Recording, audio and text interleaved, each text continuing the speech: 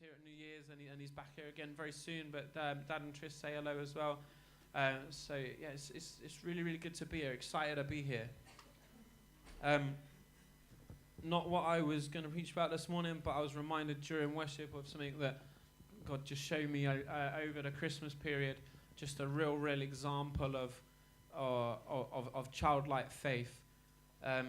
Was whatever, she's 3, let her enjoy Christmas. She's aware of Jesus coming and all of that stuff, but she thinks that Father Christmas was involved in all that somehow as well. And it's like, you know what, whatever, it's a bit of fun. Let her enjoy being 3.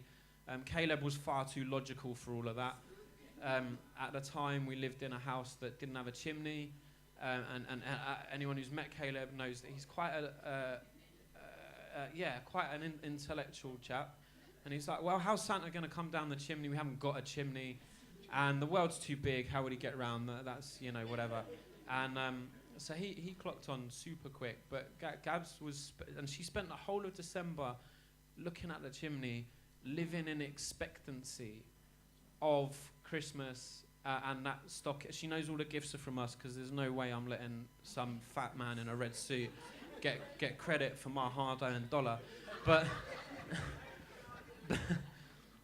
like just the little silly bits in the stocking and that, whatever.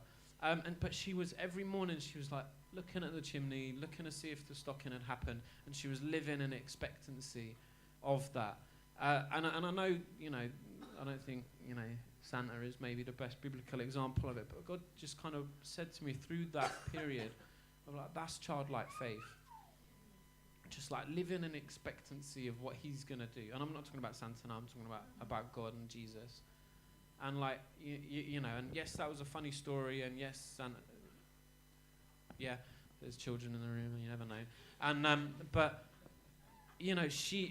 are we willing this year in 2018 to live with that kind of expectancy? Metaphorically, every morning, looking at the chimney and getting excited about what he's doing in our lives and what's coming in 2018, amen? So that wasn't what I was going to preach about, but I just thought I'd share that real quick. What I'm going to preach about is the thing that is at the top. I've got every New Year I write they're not really resolutions, because I don't really think that they work. And generally speaking, you just end up rewriting them on the next year, or it's stuff that you write down, sort of thinking, I'm never going to do this, but I feel better because I've written something down.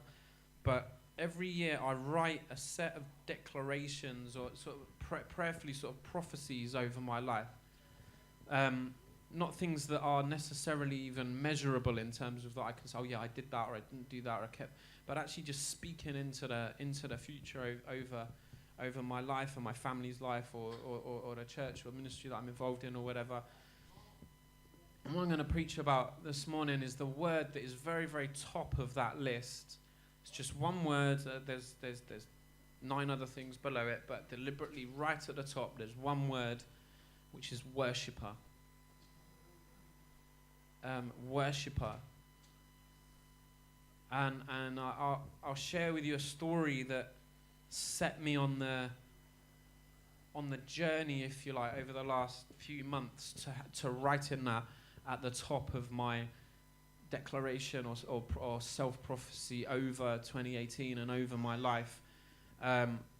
It was in November at a conference. Apologies to a couple of people who was at that conference, so they know this statement already.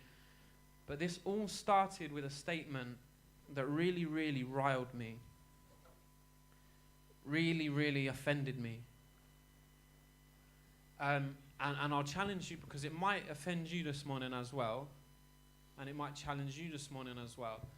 But what I'll say is, if it does, take it to God and wrestle it out and let Him accept, because you'll understand what I mean in a minute. But when I heard this statement, it really, really got my back up, and I'll explain why. And then I wrestled that out with God over the last couple of months, and I'm still wrestling it out with God. The statement is this: the greatest thing we can do in life is worship and live a life of worship. The greatest thing we can do in life is worship and live a life of worship. And I'll tell you why that wound me up, is because anyone who's known me for a while or heard me preach a lot of times will immediately know that in my mind, the second I heard that statement, I was countering that with a righteous anger of, no, Matthew 28, go ye therefore make disciples. And I was countering that with, we are only on earth to do, there's only two things that you can do whilst we're still here on earth that we can't do in heaven, one of which is win souls and the other of which is sin. You've all heard that from me, from Dad, from loads of other people probably. And immediately in my heart and in my spirit and in my soul or whatever, I was like, hang on a minute, that's just not right. How is that? And I was arguing this, but let me explain and kind of take on the journey that the guy began to when he mentioned that statement, but actually more so what God's spoken to me about over the last sort of 10 to 12 weeks. It's the greatest thing we can do in life is worship and live a life of worship. Isaiah chapter 6, verses 1 to 9 says this. And I don't think it's a coincidence that we sang a song right now that was actually talking about this and talking about the four creatures and the elders and this whole worship scene that goes on.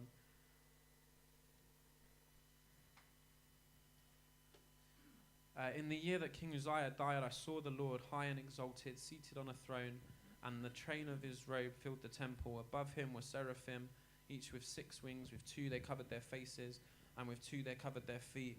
And they were flying, and they were calling to one another, Holy, holy, holy is the Lord Almighty.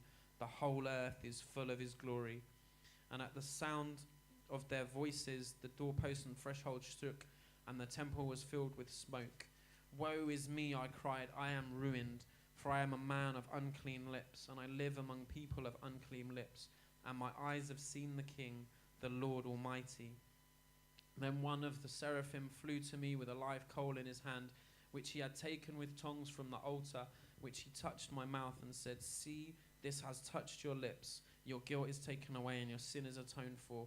And when I heard the voice of the Lord saying, Whom shall I send, and who will go for us? And I said, Here I am, send me. And a parallel of that, looking again at those living creatures in that situation in heaven, is Revelation chapter 4.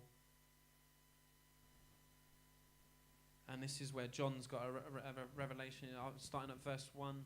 After this I looked, and there before me was a door standing open in heaven, and the voice I had heard speaking to me like a trumpet said, Come up here, and I will show you what must take place after this. At once I was in the Spirit, and there was before me a throne in heaven, and someone sitting on it, and the one who sat had appearance of jasper and ruby, and a rainbow stone that shone like emerald encircled the throne. Surrounding the throne were 24 other thrones, and seated on them 24 elders. They were dressed in white and had crowns of gold on their heads. From the throne came thrashes of lightning, rumblings and peals of thunder. In front of the throne 7 lamps were blazing, and the 7 spirits. And also in front of the throne there was what looked like a sea of glass, like clear crystal. And in the center around the throne were 4 living creatures, and they had their covered eyes in front and back. And the first living creature was like a lion, like an ox, like a man, and like an eagle. Each of the 4 living creatures had 6 wings and covered their eyes all around, even under its wings. Day and night they never stopped saying, Holy, holy, holy is the Lord Almighty, who was and is to come. Why have I read that piece twice? Effective, even though it's the same scene, seen by different people, but it's the same scene that is heaven, that is worship.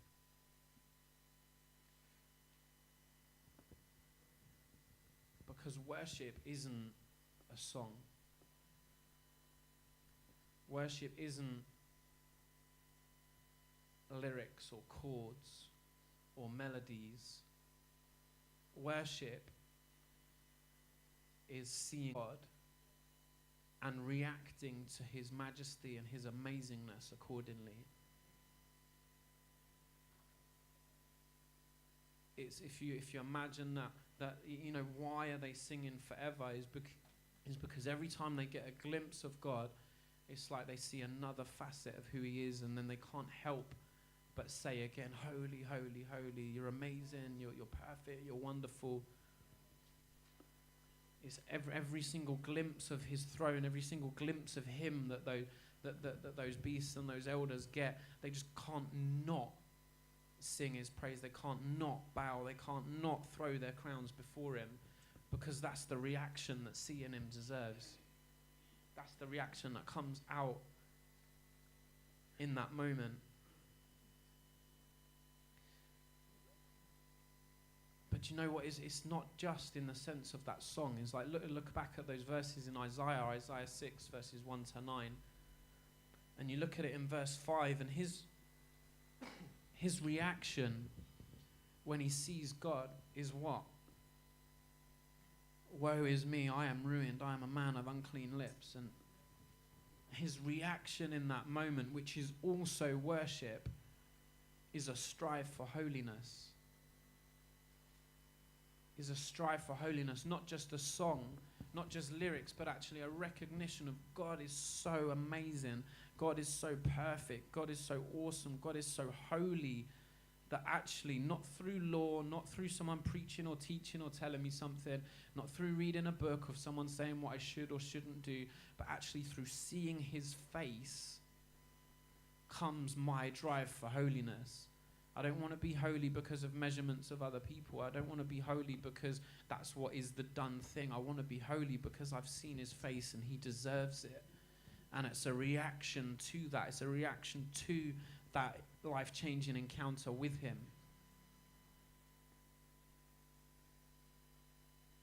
Then going down a couple of verses 8 and 9, well, not so much 9, he hears the voice of God saying, whom shall I send and who will go for us? And then he says, here I am, send me. Here I am, send me. Do you know what is, and that's the bit that actually ties back into and actually made me understand, you know what, this is compatible with that thought pattern of souls. This is compatible with, because do you know what, how can we reach souls if it isn't because we've seen his face, and we're reaching him because he deserves it and because they need him? Is actually that desire to go out and to do mission isn't because it's a project. Far too often, and I've been guilty on this on many occasions, to be perfectly honest with you. There's stuff we do for our communities or our neighbours or our streets or schools around us or youth or whatever, and we do it because it's a project and it's something that we're supposed to do because we're a functioning church, and so therefore we have a community project. Or I'm a functioning Christian, and so therefore I speak to my neighbours about Jesus. No, I've seen his face. I've heard his call of who can I send, and therefore as a reaction, as a worship, I will speak to my neighbours because I get the reality of who he is. Not because, no offence, I'm a Jehovah's Witness and I know I've got to knock on all the doors in my street enough time to get into heaven. Not because I want to go out and speak to everyone in a town centre because I read it in a book that, that's how people get saved. But because I see his face and I know and I understand that call, and that is actually no longer a project. That is no longer a chore. That is no longer a necessity. That is no longer a thing I'm afraid of. That is no longer a thing that I'm worried about. How are they going to react? How are they going to look at me? Why? Because I'm not doing it because of me. I'm not doing it because of, even because of them. I'm doing it because I've seen his face and I've heard that call in that moment of whom can I send? The part that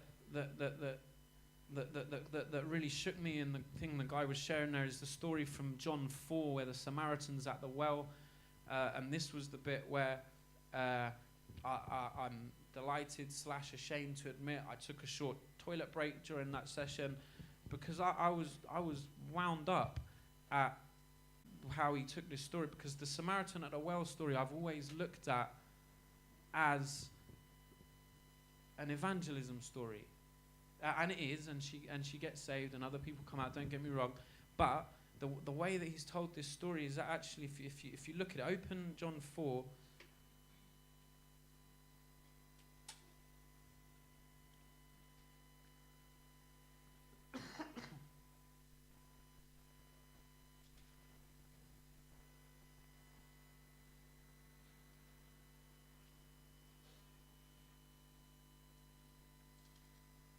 And there's all the bits of, to cut a long story short, you've got the verses there from the beginning of the chapter where he meets the lady at the well, and he's talking about giving him a drink, and she's talking about, should you not give me a drink? And he talks about her previous husbands and that she's now with a fella that's not even her husband and all of this sort of stuff. And she understands that he's a prophet, and then she asks a question about our ancestors worshipped on this, verse 20. John 4:20, our ancestors worshipped on this mountain, but you Jews claims that the place we worship must be in Jerusalem. And Jesus replied, believe me, a time is coming when you will worship the Father, neither on this mountain nor in Jerusalem. You Samaritans worship what you do not know. We worship what we do know, for salvation is from the Jews. Yet a time is coming, and now has come the time for true worshippers will worship the Father in spirit and in truth, for they are the kind of worshippers the Father seeks. God is spirit, and his worshippers must worship him in spirit and in truth. And it goes on, and the disciples come back, and then there's all these bits, and then she goes, I've just lost the verse.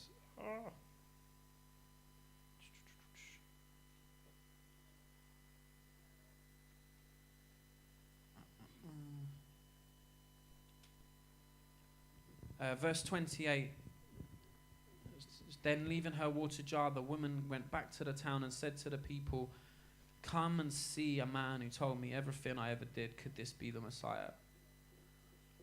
Or come and see what I have seen. And the way that, and I didn't even get it then, to be honest. It took me about 6 weeks to get it. Of still arguing with God about a whole bunch of stuff of actually evangelism right there. And then it goes on, and loads of Samaritans come out. And verse 39, it says, many of the Samaritans from that town believed in him because of the woman's testimony.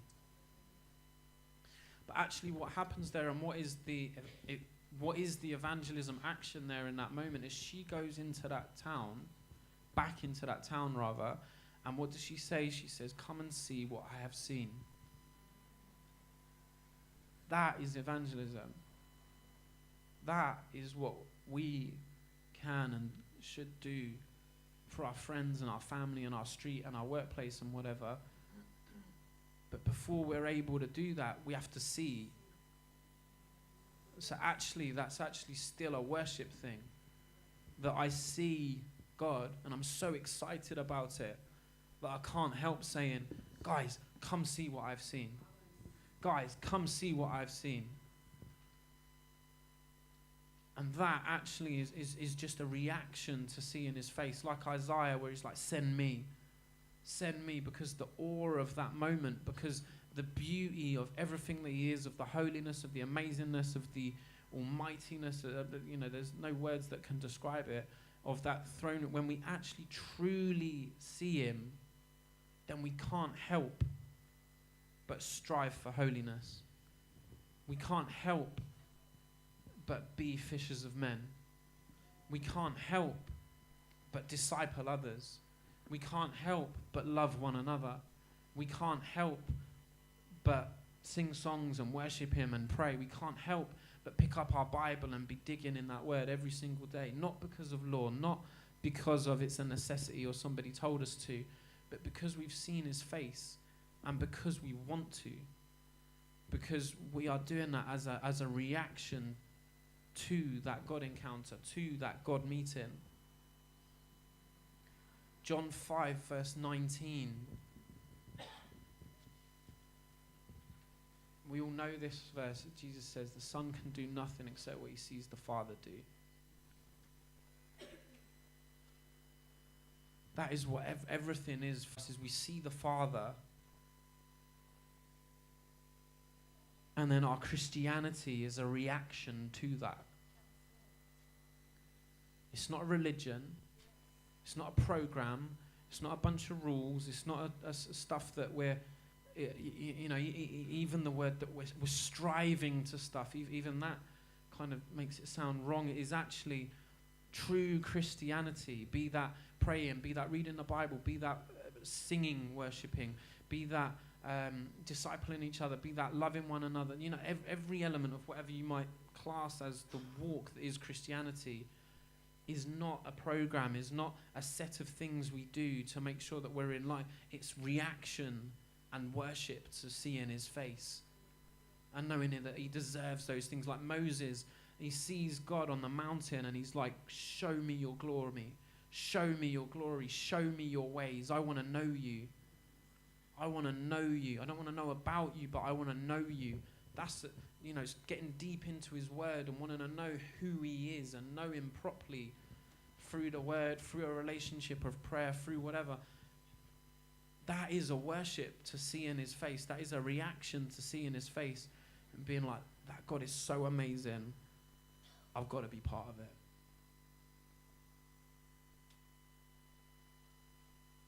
Matthew 5, verses 13 to 16, it talks about the salt and the light.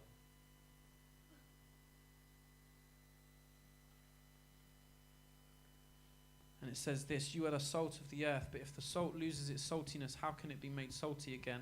It is no longer good for anything except to be thrown out and trampled underfoot. You are the light of the world, a town built on a hill that cannot be hidden. Neither do people light a lamp and put it under a bowl. Instead, they put it on a stand and it gives light to the entire house. In the same way, let your light shine before others, that they may see your good deeds and glorify your Father in heaven.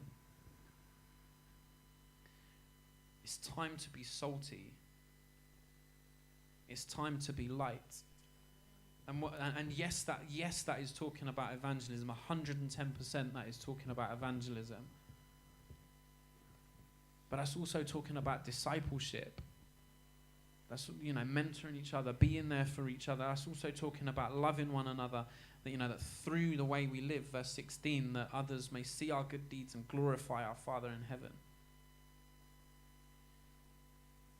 Verse 14, it says, a city on a hill for all to see.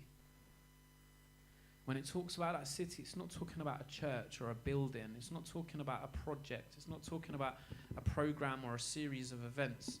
Do you know what that's talking about? That's talking about a lifestyle that stands out. When we live in that life of worship, of reaction, of having seen his face, then actually people around us can't help but notice. Brothers and sisters in church can't help but say, hey, pray for me. I can see that you're buzzing, or help me dig in the word. I can see that you're hungry. I can see that you're shining. People on the streets, people in our workplaces, not because we've done it deliberately, not because we've gritted our teeth in a certain situation and we've bit our tongue and we've I must do the right thing, but actually because of a reaction to him. That is how we handle ourselves, and they can't help but notice that city on a hill. And you know what, that in today's no one out there needs another program. No one out there needs another bit of entertainment or another way of cajoling people to come into church via a movie, via a coffee, via a dance, via whatever, so that we can try and slide in the gospel when they're least expecting it. That's no one needs that. What they need is people living lives of worship so that we are the cities on the hill in this dark world that we're supposed to be. And don't get me wrong, don't stop doing all the coffees and the movies and the inviting and the being there for people when it matters. But more importantly than that is the life that goes behind that is done as a reaction to, I'm not doing this as a project, I'm doing this because I've seen his face and I've heard the call of who can I send.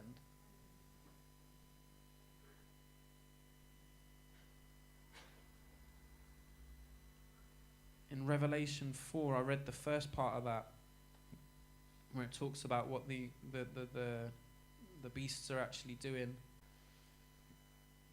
And I got up to verse 8, but actually it doesn't stop there. Verse 9, it says, whenever the living creatures give glory, honor, and thanks to him who sits on the throne and who lives forever. The 24 elders fall down before him who sits on the throne and worship him who lives forever. And they lay their crowns before the throne, and they then worship and say, "You are worthy, our Lord and God, to receive glory and honor and power, for you created all things, and by your will they were created and have their being."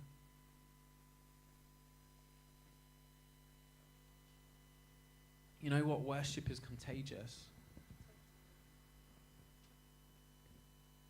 When you're living out a life of worship, when you're living out a life of wow, in awe of having seen God and reacting to that accordingly, the people around you, Christian or non-Christian, can't help but also focus on that.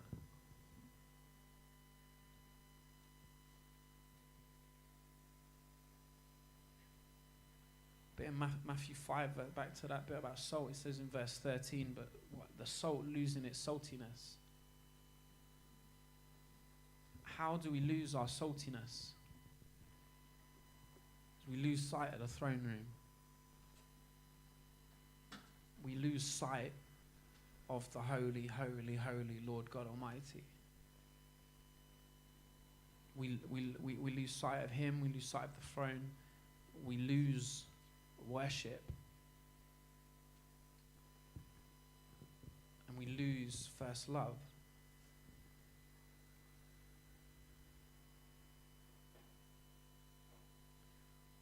The church in Trowbridge that I'm involved with leading is an older, shall we say, congregation. And one of the things that I really, really miss, because in Hertfordshire we were massively involved there in quite a lot of youth work, and there was a lot of young people around. And one of the things I really, really miss about youth work is young people falling in love. I mean, older people can fall in love as well. That, you know, you're allowed. That can happen. But it happens a lot with teenagers and young adults. And I miss being that close to all these people, growing up through the youth group and sort of seeing them, and then they get to whatever age is, and then they find their sweetheart, and then there was so many weddings, and it was amazing. I pretend to be uber manly, but I'm just a soft romantic at heart. I miss seeing them people fall. Why? And actually, you know, once you get that tiny bit older, or you've been married for a while, there's an element of it that makes you sick as well. Where you just, I'll leave it out. You just get but actually, you know, when people fall in love, it's their everything. You know, we've all been there or seen someone who's in that moment, and when they've got puppy dog eyes and everything's just upside down, and they don't care, because love's love. You can look at people out if you go to a restaurant or a cafe, you can see this very, very clearly by looking around the tables and looking at how people are eating or drinking their coffee. Because the couples that have been together ages are eating.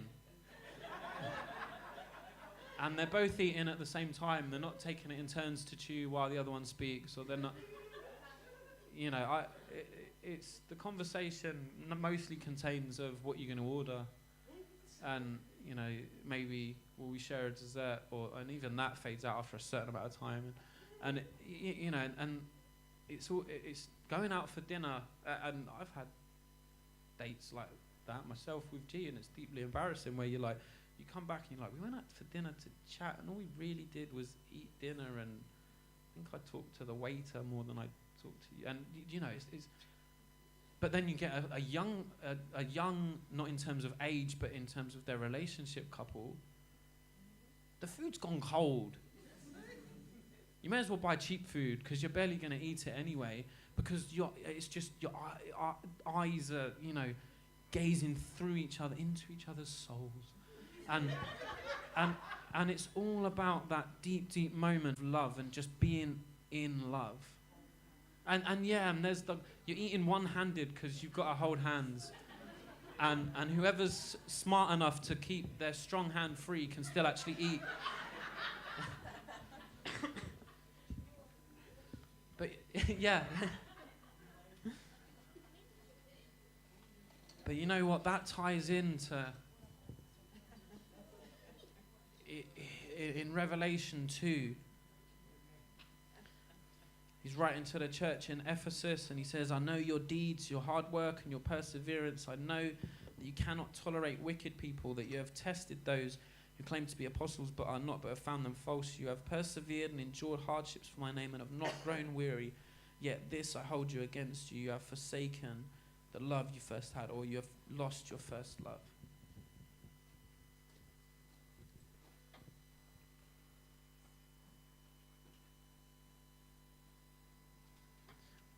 And when I was arguing with God about this, about the whole worship thing, the evangelism thing, of how can worship possibly be the most important thing, I've been preaching or doing ministry since I was 16, and since that day, partly because of that's the ethos that my dad is and the church we was from is, since that day I've been saying that evangelism and mission was the number one thing, and everything else feeds into that, and we're here to impact the world.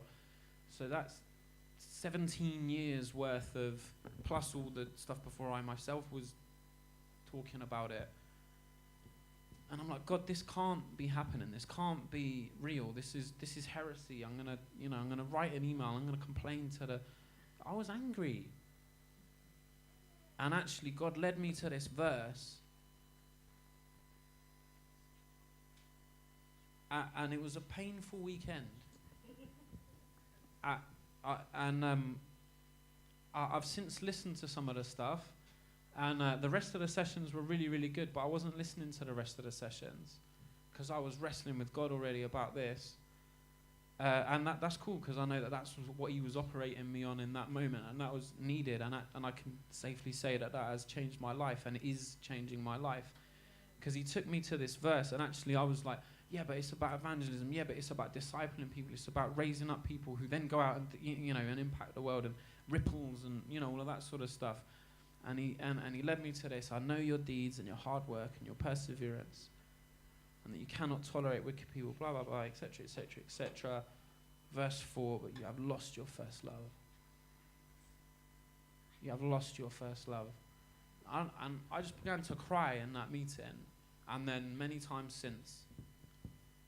Because it was like, you know what? He's right. It doesn't matter how many times I preach. It doesn't matter how many times I go out and do evangelism or run a house group or put on a project to try and reach my community or whatever. If it's not a worship reaction to him, if it's not from that heart of love, then it's nothing. There's them verses in Corinthians where Paul talks about love. If I have all these things but I don't have this, I'm worthless. I'm like the clanging cymbal. And you know what? There's obstacles that come between us and God that cause us to lose that first love. With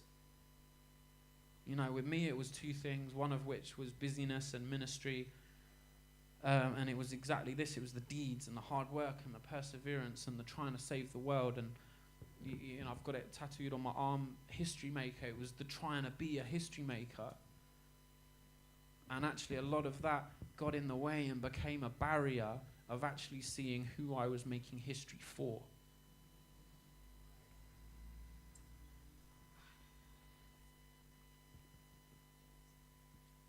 And the other one I'll share in a minute, but it might be that sometimes we get cynical. We've just seen it all. If you've been in church a while, you've seen a lot of things, you've heard a lot of things. There's certain statements that preachers or teachers will make, or people will pray, or people will sing, and there's something within you, even if you don't verbalize it, that says, yeah, whatever. That's not going to happen. I've seen that. That's not how that situation plays out. Or it might be that we're just busy.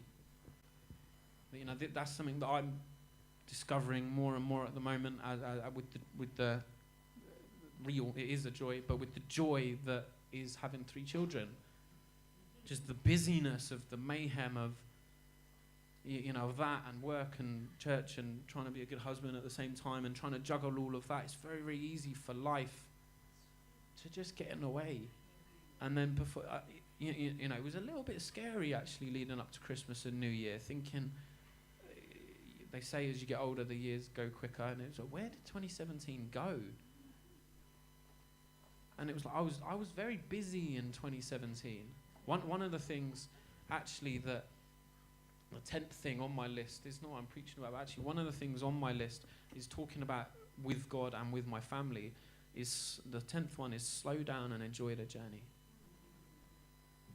Both in terms of with God and with my family. We can get so busy and then we just forget actually, and it can be good busyness. It can be church busyness. It can be ministry busyness. It can be reaching the world busyness. It can be discipling others busyness. It can be leading meetings and preparing songs and preparing Bible studies busyness. But if we lose sight of who we are busy for, then it becomes an obstacle and we lose that first love, and it stops being a reaction of worship and stops being a moment of revelation and of freshness coming from the throne room. Could be that we're bored. It's just seen enough or never seen enough or whatever. It could be that we're disappointed that, we pray for certain things and they just don't happen. So that becomes a barrier between us and God. It could be that we're distracted, that there's other things going on, like family or career or house stuff or whatever it might be, the distractions, they're pulling us away and taking our eyes away from the throne room. That we lose sight of him and we lose sight of the throne room and we lose the worship and we lose the saltiness. It could be that we're living a double life, that actually, our Christianity is far too much maybe like my motorway driving, where when there's a police car or a camera, we're one type of driver, and then when it's a clear road, you're another type of driver. And please don't record the message and send it to anyone. But in which case then we're losing sight. Maybe on Sunday we're getting a glimpse of the throne room and we're like, yeah. And then the other days of the week, it's just something different. And we're losing sight of it, and then we're back to it, and then we're losing sight of it, and it's like a yo-yo. Maybe we never had a first love. Maybe we've been in church a while. Maybe it's what we've always done. Maybe our friend bought us once, and we kind of stayed out of politeness, and now we've been here for however many years, or maybe our parents brought us, or I don't know. But maybe we've actually never had that encounter and that moment of, wow, God, you're so amazing, my whole life changes now because of you. And so obviously then we've lost sight of it because we never had it. Or maybe it's drowned out by tradition and religion and offense. With me, as well as the busyness has been going on for ages. I've always been quite a busy person. But the other thing that God operated me on me over the last few weeks, and is still doing, I can tell you the time. And not the business was just an ongoing, slow building wall, like that Pink Floyd concert. One or two people got that, don't worry. But I can take you to the place when my first love disappeared like that.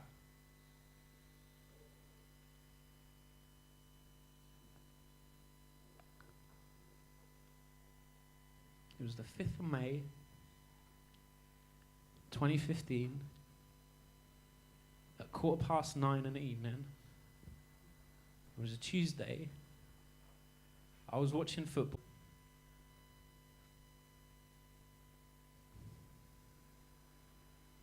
And I got a cool off with my dad.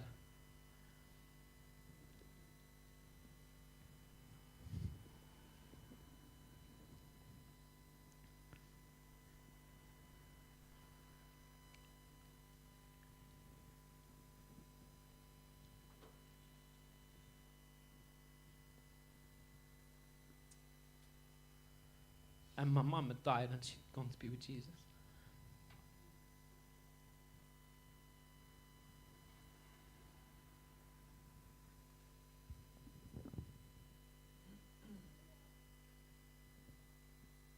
And I know that I kept serving God that time.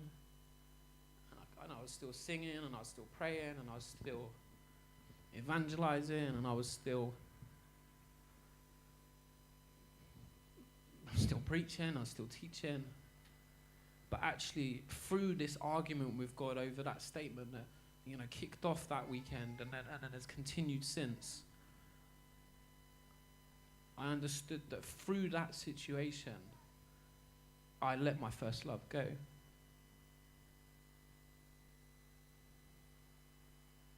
Through that situation, all of the busyness and all of the prayer and all of the teaching and preaching and house groups and evangelism and reading the Bible, it all suddenly just became good deeds and perseverance and the empty clanging of a cymbal, because I took my eyes off of the throne room.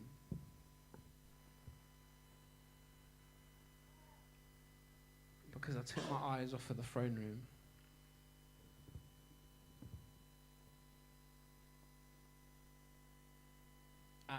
And you know what? Within reason, I was justified to do that. Don't get me wrong, God is still God, and no matter what happens, he's still God. And that's why I'm able to stand here and be able to have this conversation, and that's why he's brought me back round full circle through this.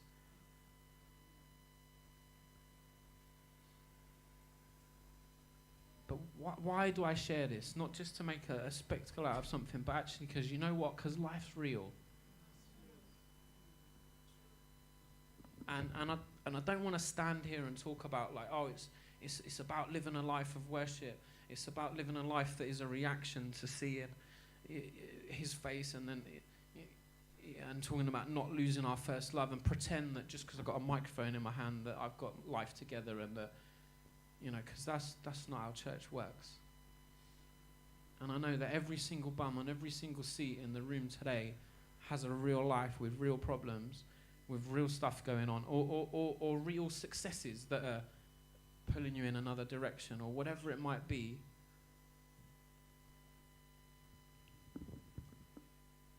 Don't let it get in the way of that Isaiah moment.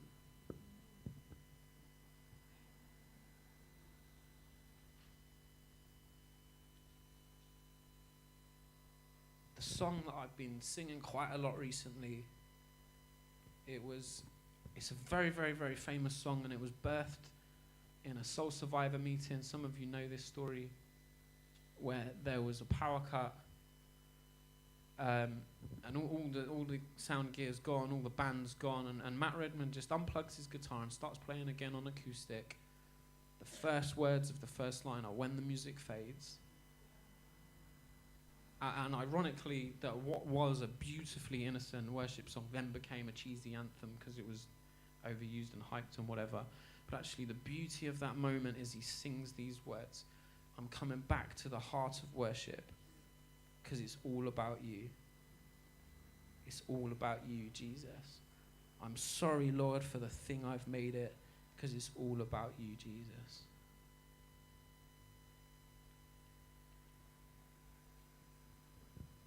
And if there's one thing that I came to say this morning is, let's go back to the heart of worship.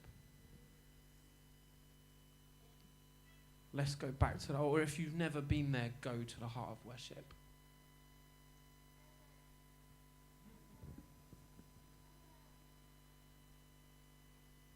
As the band just come up, if everyone just close your eyes, bow your heads, and just say those words back to God. We're not going to do it as a song, because I don't want to sing that song, and I don't want to hype the moment, and I don't want everyone to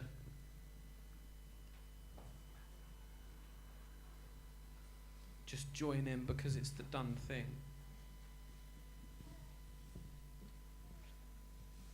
I don't know what's going on in your walk with God. I don't need to. You know, and He knows.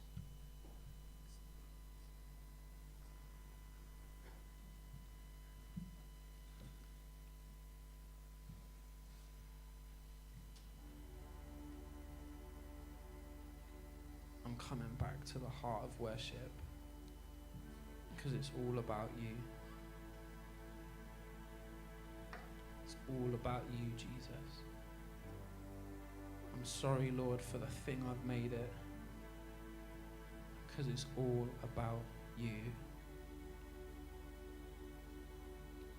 I'm coming back to the heart of worship, because it's all about you, Jesus. I'm sorry, Lord, for the thing I've made it.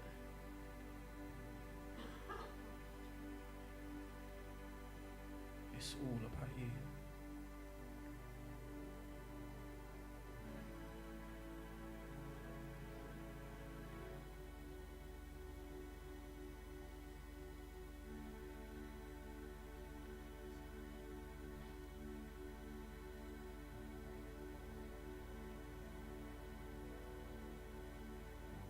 Maybe there's too much going on in life right now,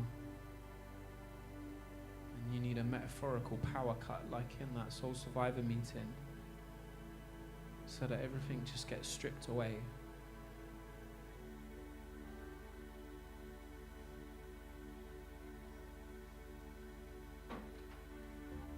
And go back to basics, and go back to the throne room, and go back to Him.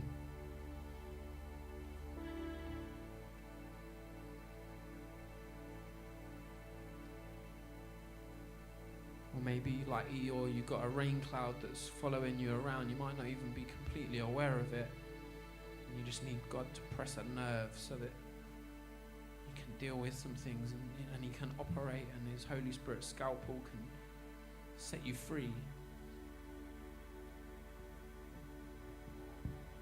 It's a painful process, it's an ongoing process, but it's worth it. Don't let that cloud get in the way of the sun.